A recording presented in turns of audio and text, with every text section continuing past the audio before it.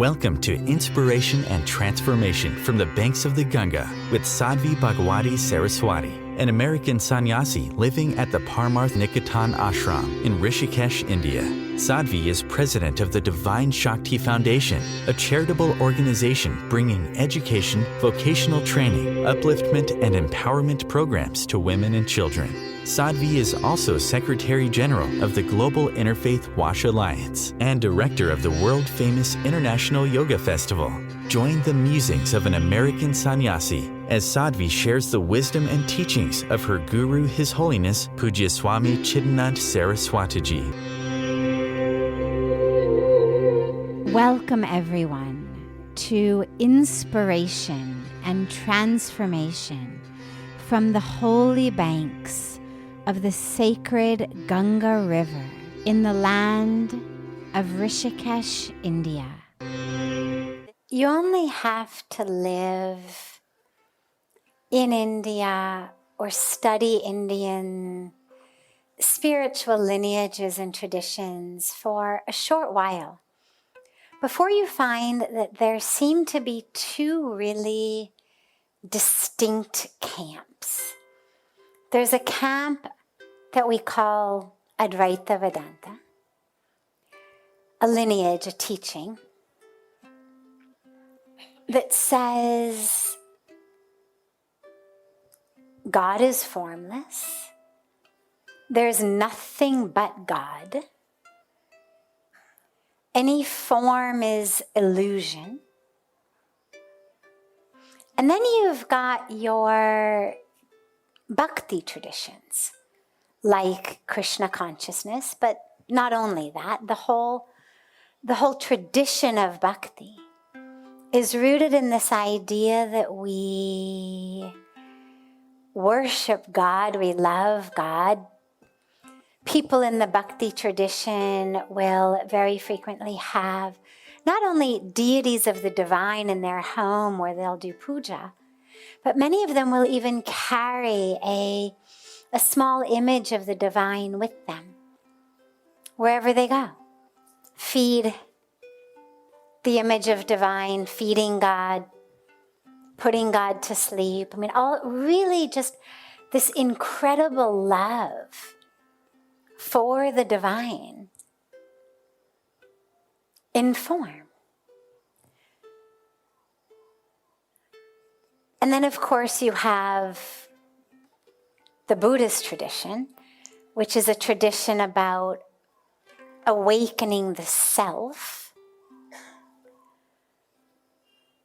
Now, within the two Hindu traditions, we'll start with just those two, what you could call the non-dualists, as in there are no two, it's all one. The path of Advaita Vedanta, the path frequently of what we would call Jnana Yoga. And then you have the path of what you could call the dualists or the bhakts, the devotees. Now,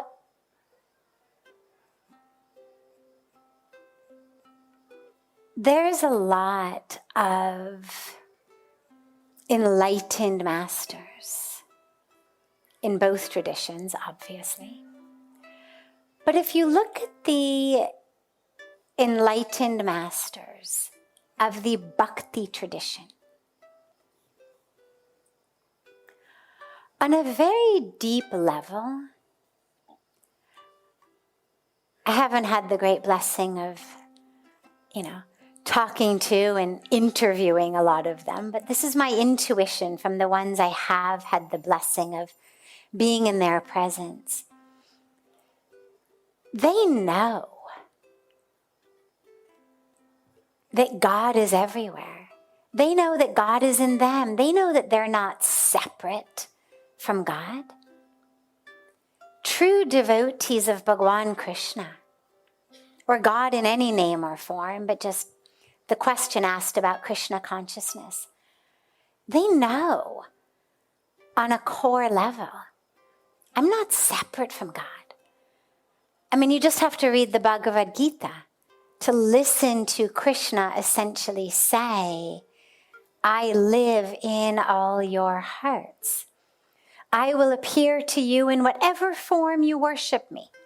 Meaning essentially, I'm in you. You are essentially creating the form that I'm appearing to you in. We're not separate. Your love is creating the form that you see me in. I'm in you. And they know that. I haven't ever met a deeply awake, enlightened being in the bhakti tradition who would insist that no, God is separate, Krishna is separate. God lives just in this deity. No. They know that they're not separate from God. They know that God is in everything, including themselves. They know there's nothing but God. But being in love feels really good. There is something really beautiful about being in love. And it could be a romantic love, but it doesn't have to be. Again, there's beautiful teachings from Bhagawan Krishna's own mouth, in which he describes all of the different relationships that people may have with him. People worship Krishna as supreme reality. People worship Krishna as their pal, their friend. They're seeing him the way that, Arjun saw him or Sudama saw him. As a friend. People worship him as their child. Those tend to be the ones who carry the deity around with them and take care of him like you would a child. People have all kinds of relationships with him. And the teaching is they're all fine because I am everything. Worship me however you want, it doesn't matter. Just connect with me. You want to connect with me in a romantic love sort of way? You want to channel your inner Radha? Beautiful, no problem. You want to connect with me as a friend? Wonderful. You want to connect with me as your child? Wonderful. You want to connect with me as a supreme formless reality? No problem. He gives us all these options because it doesn't matter. What matters is to connect. And so those who have chosen the path of devotion have done so very consciously. It's not that they are not aware that there is an infinite characteristic of God and that God in their minds only lives in one form. I've never met anyone who thought that. And I've met so many great devotees of God. But they've made this beautiful conscious choice, which is, I love to love God. And the truth is, it's a lot easier to love something that isn't yourself. I mean, we can practice self-love. It's a beautiful practice. I recommend it. But on a deep spiritual level, to move through your day just in, it's much more difficult than to move through the day constantly thinking of this form, this name, this expression of God that you love. And so people choose a path of devotion because being in love feels really good. It's a lot easier for most of us to love in a direction like I love you, or I love this, or I love him, or I love her, rather than I love an infinite, formless reality. I mean, that's hard to hook your love hooks into. And so we choose, knowing that God is infinite, whatever name we may give, but knowing that God is infinite, knowing that God can take any form, therefore by nature is formless. Like water will take any form, you put it in any sort of container, it'll take that form. Because in and of itself, it's formless. But we choose to love a particular aspect or image or manifestation of God because it feels really good. And it's such an easy way to connect. And if for you the path of connecting to a nameless, formless, infinite reality works, beautiful. Go there. Nobody's going to force you to love God in form. Both of them, both are true. Because in being infinite, God can take any form. And again, Bhagavan Krishna tells us in the Gita, I incarnate on earth when darkness is winning out over light, when unrighteousness, adharma, is winning out over dharma. I incarnate in form. So God has told us I take form as and when needed.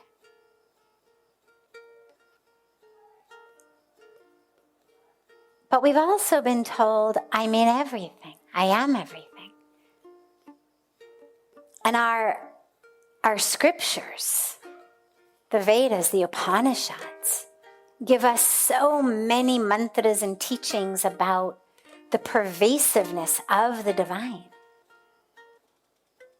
One of my favorite is the teaching that says, Isha vasyamidam sarvam, yat kincha jagatyam jagat. And it means everything in the universe is pervaded by the divine.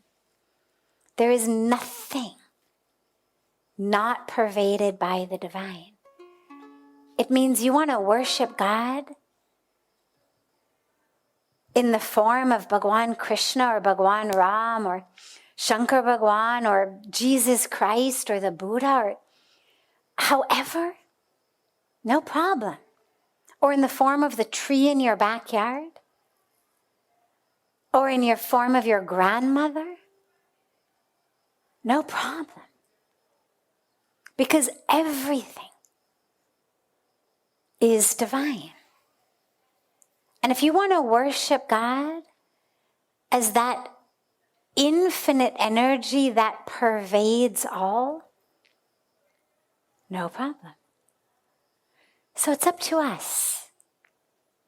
It's really up to us. And just a quick note on Buddhism, since the question asked about it. Remember that the Buddha actually was born a Hindu,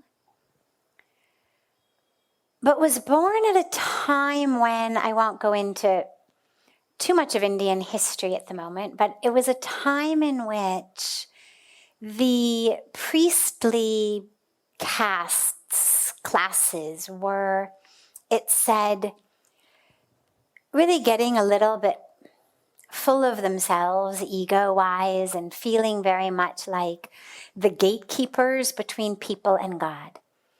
And had started to insist upon all sorts of elaborate rituals that, of course, only they were qualified to conduct in order for people to connect to God. And so in a response to people essentially being really kind of tired of constantly being told, I'm the only one who can connect you to God, and you've got to do this whole ritual, and then you have to buy me 1,000 cows, and then you have to do this for me. In response to that,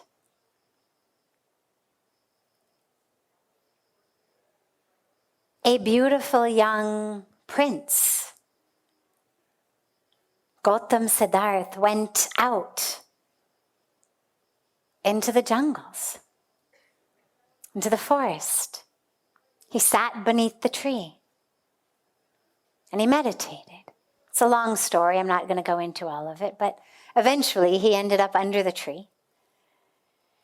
And he basically said to the universe, I'm going to sit here until I get enlightened. Or I'm going to die trying. But I'm not going to budge till it happens. And it happened. And so he went back with a message that is very beautiful, and that, of course, is deeply, deeply applicable even today, but it helps to understand the context in which it arose, which was, you don't need these guys. You don't need to do all of these ceremonies. Inside each of you is the ability to wake up. You can do what I did and wake up. And so he was neither, you could say, an Advaita Vedantist nor a dualist. He was the one teaching the path that just said, just meditate. Just go within. Understand the self. Detach yourself from that which is not real, that which is not self. So that was the teachings of the Buddha. And of course, remember that ultimately all of these paths, the three we've talked about and all of the other options out there, if practiced really sincerely and deeply, with a love for God, whatever name we use, even if we just say a love for truth, or a love for the awakening self, are going to take us to the same place. They're not like different freeways with different destinations. They're like different freeways with the same destination. So just whatever works, whatever touches you, whatever makes you feel like, yeah, use that. You'll get there. You're listening to OTR-FM, part of the IOM radio network.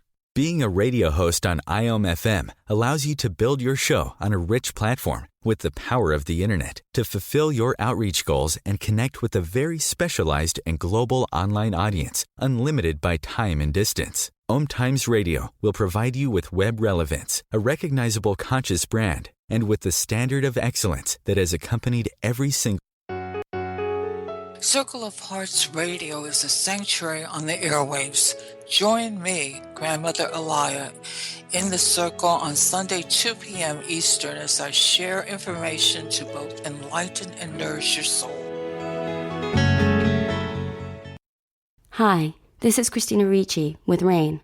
Every 2 minutes, another American is sexually assaulted. If you or someone you know has been sexually assaulted, you are not alone. Help is just a call or click away through the National Sexual Assault Hotline. Please call 1-800-656-HOPE, that's HOPE, or visit rain.org, that's RAINN.org. Brought to you by RAIN and this station. Welcome back to Inspiration and Transformation. I'm so glad to have you all back here with me. A spiritual relationship with money. Money is an energy. ultimately money is paper. You know, in India, several years ago, our Honorable Prime Minister one night announced that as of midnight that night or something, I don't remember exactly the timing he gave, but people had essentially a few hours. As of some point, a few hours from now, the 500 rupee bill and the 1,000 rupee bill would no longer be worth anything. Unless, as cash, they were worthless. Literally within like 3 hours from now. But for a period of, maybe it was a month, maybe it was 6 weeks, you were able to deposit that money into the bank, into your account, if you could prove where it came from. It was a way of eliminating as much black money as possible, as much sort of not clean money as possible. You know, people doing cash business, people keeping cash in their homes. If you couldn't prove where you got the money, you couldn't deposit it into the bank. Now, it's interesting because you've got something that an hour ago made you rich. Maybe you had stacks and stacks and stacks of 1,000 rupee bills. You were rich. Maybe you had a closet full of them. Evidently, a lot of people did. And you were rich. Now suddenly, that money is not worth any more than the paper of your notepad.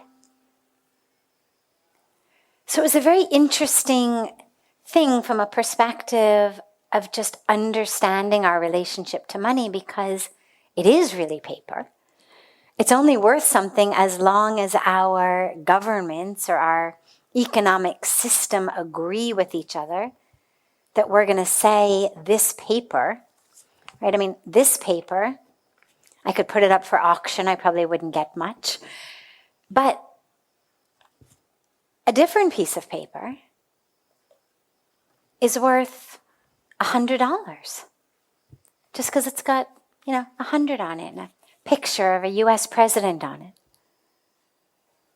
One piece of paper worth nothing, another piece worth $100, simply because we've all agreed, okay, we will all agree to give you $100 worth of things for that piece of paper, but not for this piece of paper. Ultimately, though, it's all just paper. But it's the energy that that paper has. And it's an energy that enables us to get what we want, to get what we need, to take care of ourselves, to trade that money for other things. So it's an energy. Before we had money, we had a barter system. I've got potatoes, you've got rice. I need rice, you need potatoes. Or I've got potatoes, but I don't have anybody to till my field because my son, unfortunately, or my husband who used to do it, died or is sick or is injured or has left. I'll give you my potatoes, you till my field. It's an energy exchange. Everybody got what they needed. You're strong and macho to till my field, but you need potatoes. I've got all the potatoes, now I've got somebody to till my field. It's great. It's just an exchange. And ultimately, that's really what our relationship with money should be. It's an energy that enables us to move through the world exchanging something we have for something we need. Therefore, enabling someone else to exchange something they have for something they need. So if I've got a paper in my hand that says 100 on it, and we agree it's going to be $100. And you've got a bunch of vegetables and fruit, dal and rice, bread. Well, what I need is food. I give you my $100. What you need is money. Now I've gotten what I need, you've gotten what you need, we're all good. It really shouldn't be more than that. But of course, as you mentioned, it's become this massive source of fear, of greed, of discrimination based on who has how many pieces of papers and what's written on them. My papers say 100, your papers say 1, so I'm better than you are. I've got 10 pieces of papers, you've got 2 pieces of papers, I'm better than you are. It's absurd. And this is what leads to the anxiety, the fear, the hoarding. And as you say, this whole scarcity. What's happened with money is, along with our economic systems, is that we've got all of this marketing and advertising, right? If what I want is money, and what I've got are pillows, let's say, and I want you to give me your money for my pillow, well, I'm going to have to convince you that your life is really lacking without this pillow. Otherwise, you'd say, I don't need a pillow. I'd rather keep my money. But I want your money. So I'm gonna try to convince you that you are lacking in some very deep and profound way without this pillow. Now, you may or may not actually buy my pillow, but if you've got everyone who's trying to sell you something telling you that you are lacking in some way without what they're trying to sell you, you're going to buy that message that we are lacking in some profound way. And that in order no longer to be lacking, I have to buy this, that, this, which means I need a lot of those pieces of paper. And then that creates anxiety because now I need the paper, not just for something I need to fill my stomach, or it's winter time, I need a sweater, my roof is leaking, I need someone to fix it. I want to send my kid to school, I need tuition.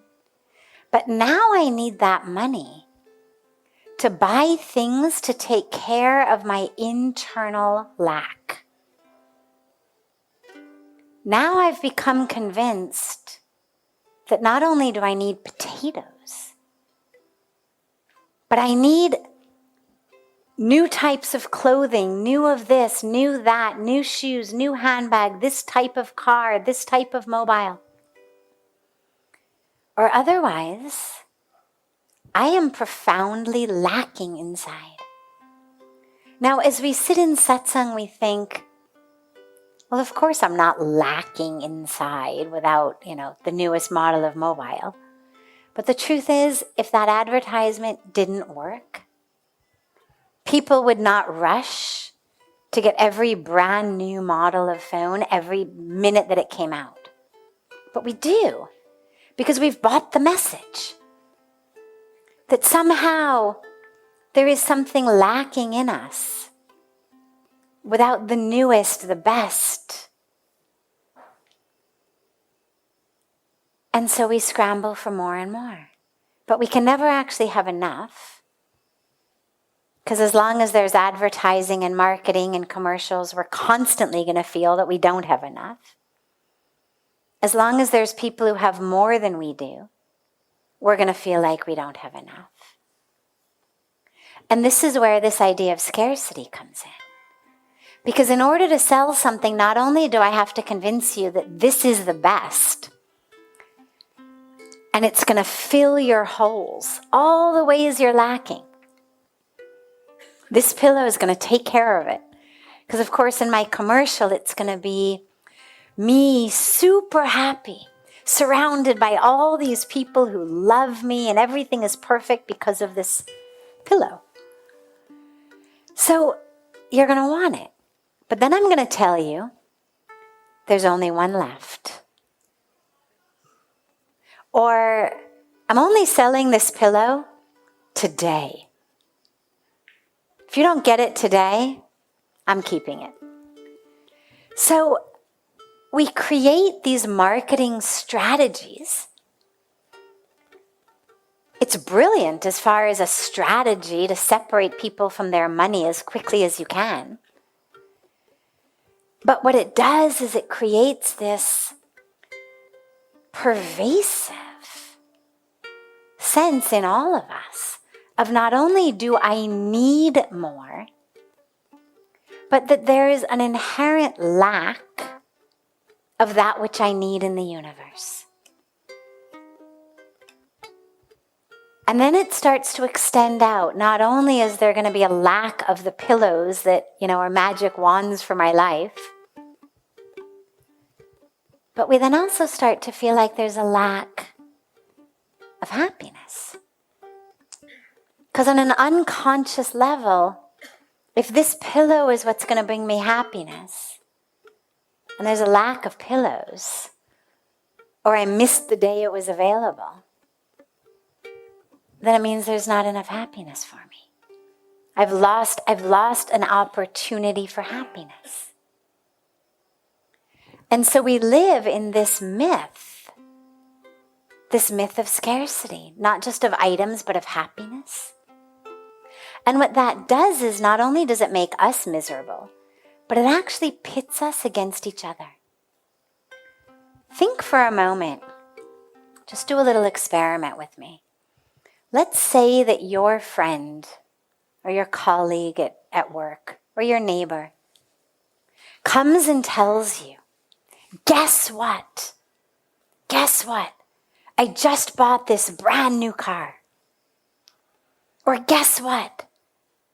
My son's getting married. And he's getting married to the most wonderful girl in the world. Or guess what?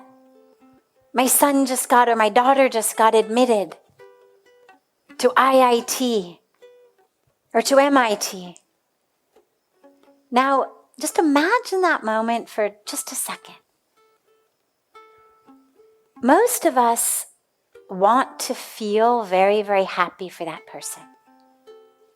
We want to be able to congratulate them, to just have joy for them.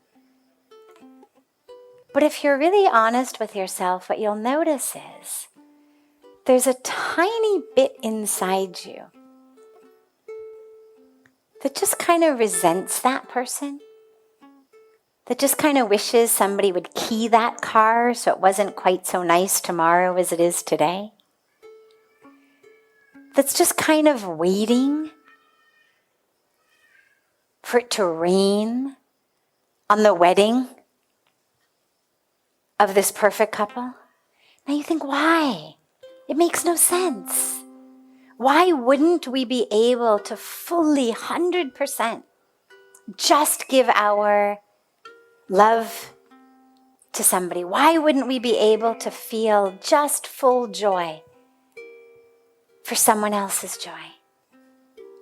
Because on some deep level, we've bought into this myth of scarcity. And we believe, even though it makes no conscious or logical sense, that their happiness has just taken a very large piece out of the finite happiness pie in the universe. And what that means is there's less for me.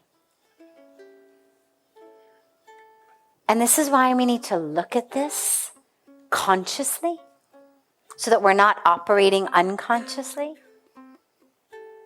and come back into alignment. Next week is Diwali.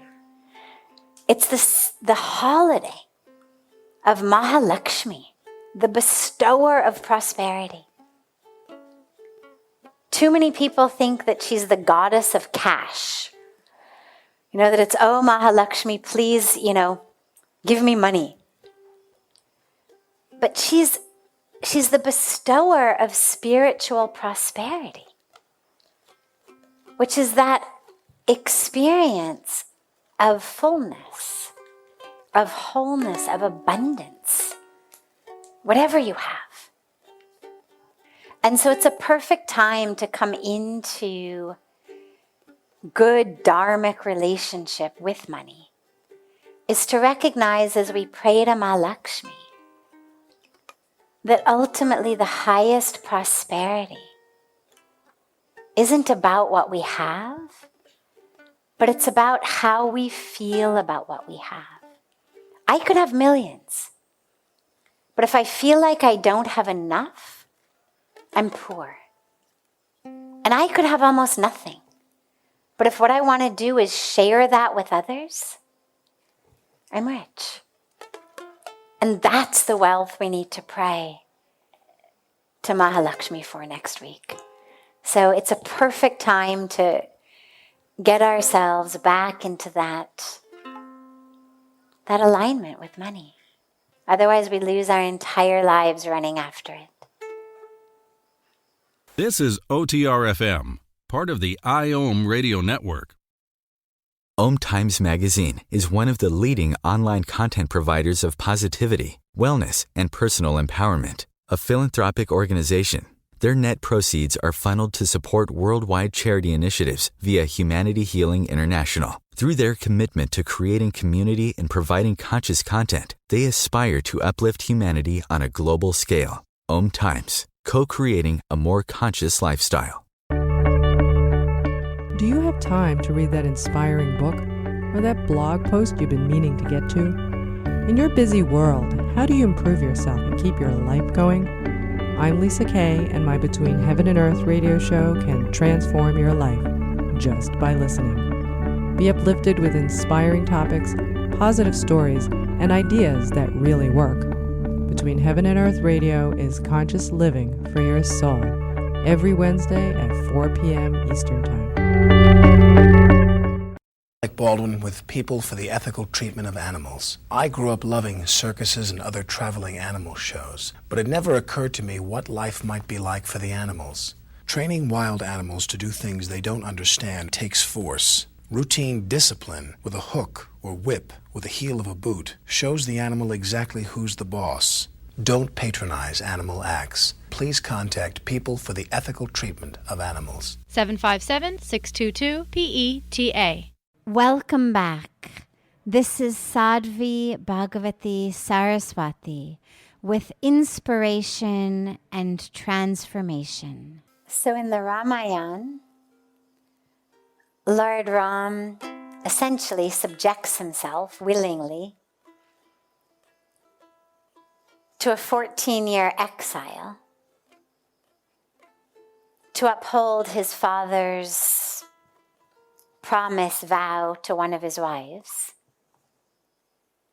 And in the Mahabharata, Lord Krishna's essentially telling the Pandavas to fight their own family. So which model do we follow, he's asking. Well,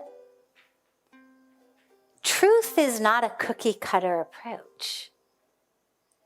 I mean, if I say to you, is taking a knife and stabbing it into someone's chest good or bad? What are you going to say?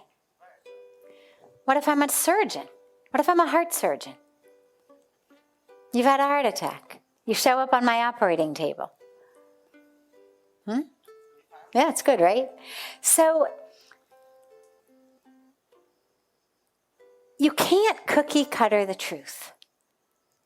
It's all about context. It's all about the need of the hour. It's all about intention. Now, without going into very long stories, let's just leave it with this. In the Ramayana, King Dashrath, Bhagwan Ram's father, was a man of Dharma. He was a good man, a righteous man, an honest man.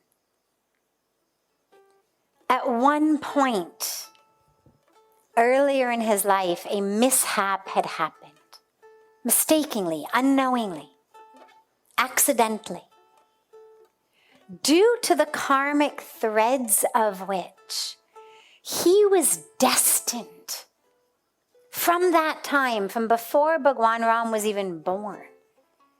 He was destined to die from a broken heart at the loss of his son,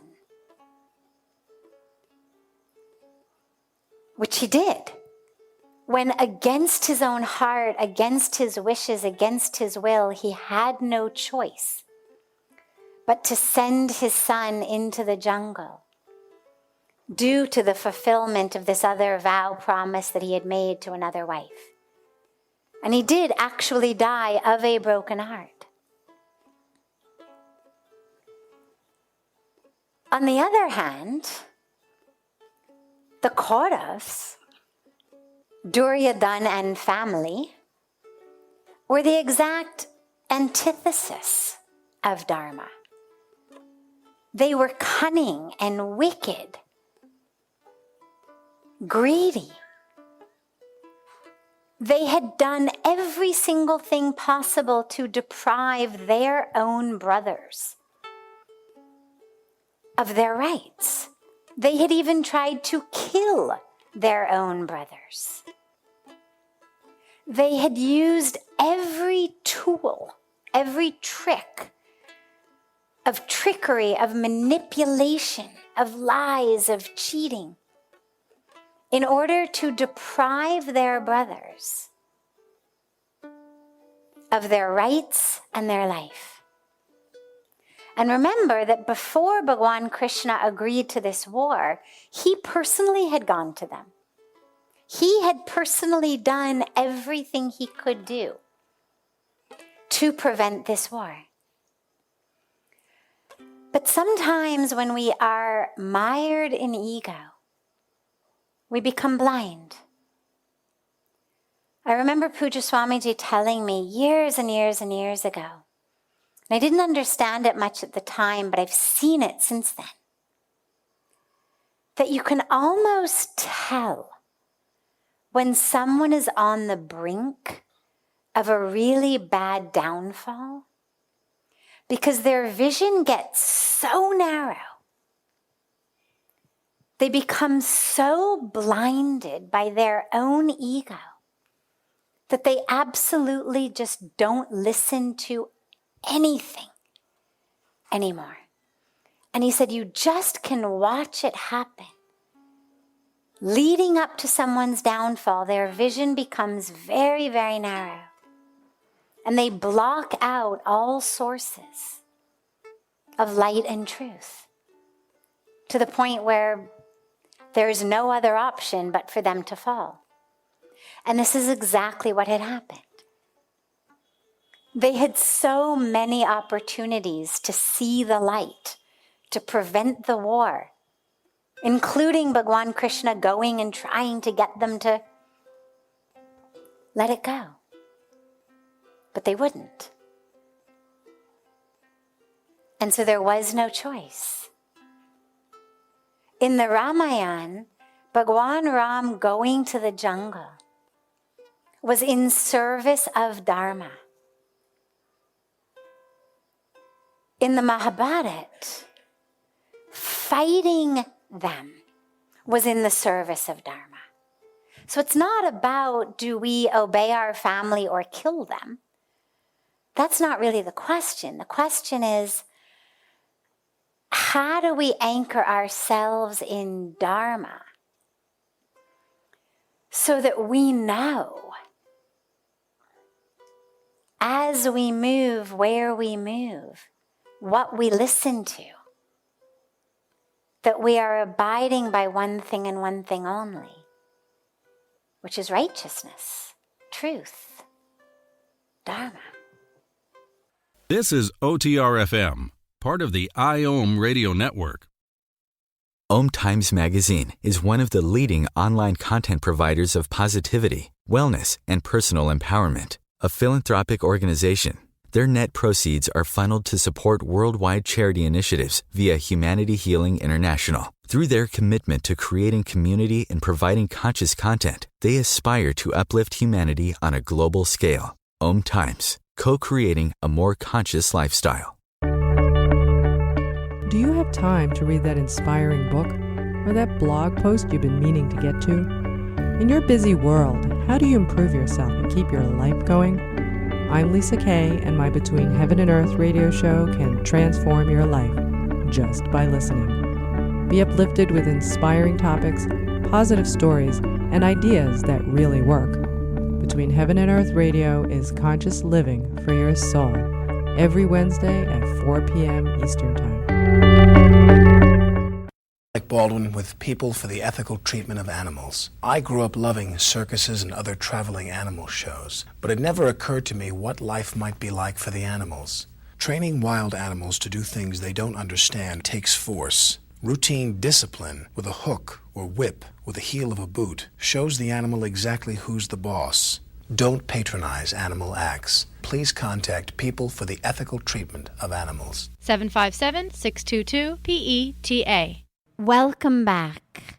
This is Sadhvi Bhagawati Saraswati with inspiration and transformation.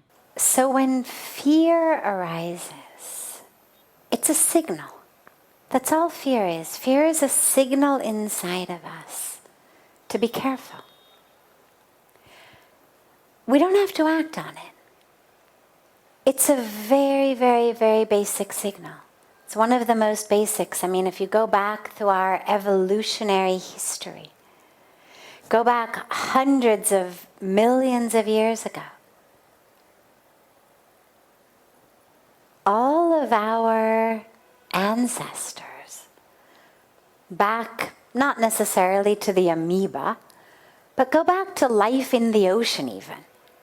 Even before we got on land, there was fear. All animals have a sense of fear.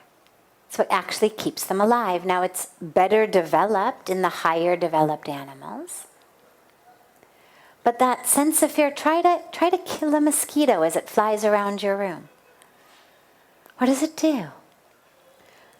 The moment it realizes you're trying to kill it, it flies away.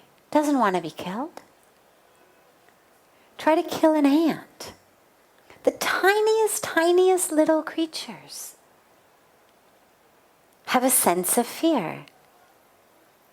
It's just a very, very, very basic central nervous system response.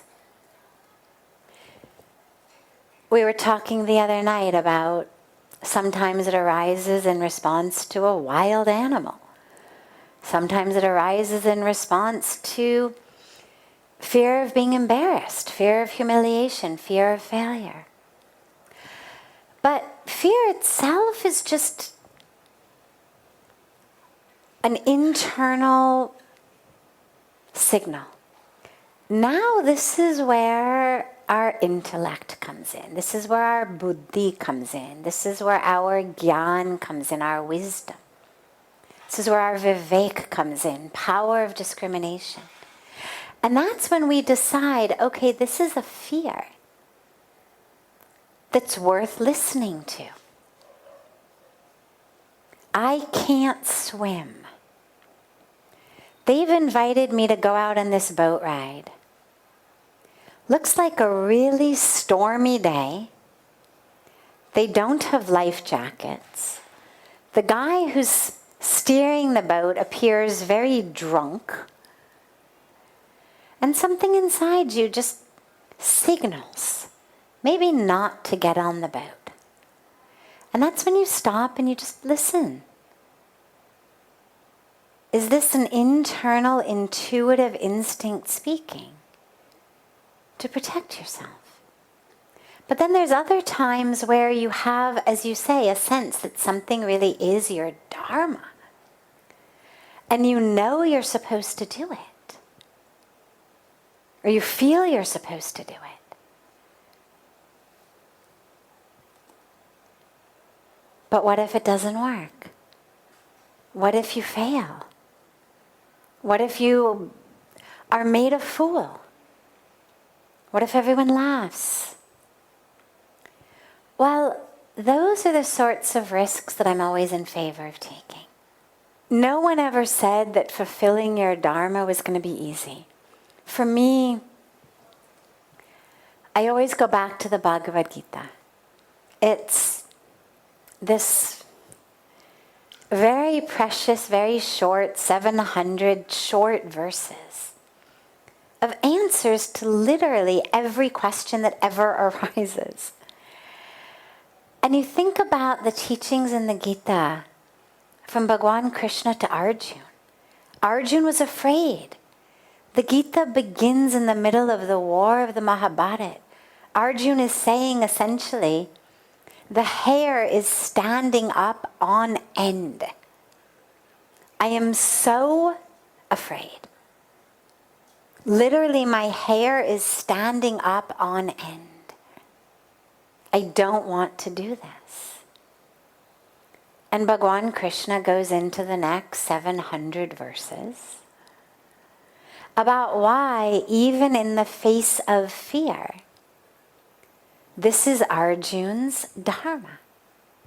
He must do it. He has no idea what the outcome is. Bhagwan Krishna does not give him a, spoiler alert, don't worry, you'll be fine. What he does instead is he helps him understand that, yeah, you might fail, you might die, you might lose everything, but ultimately to not fulfill your Dharma is the greatest loss of them all. And so when that fear arises, typically it's a fear we're supposed to either work through or simply create enough space in us that says, okay, I get it, you're here to stay. No affirmations, no anything I tell myself is going to make this fear go away. All right, you're here to stay. But so am I.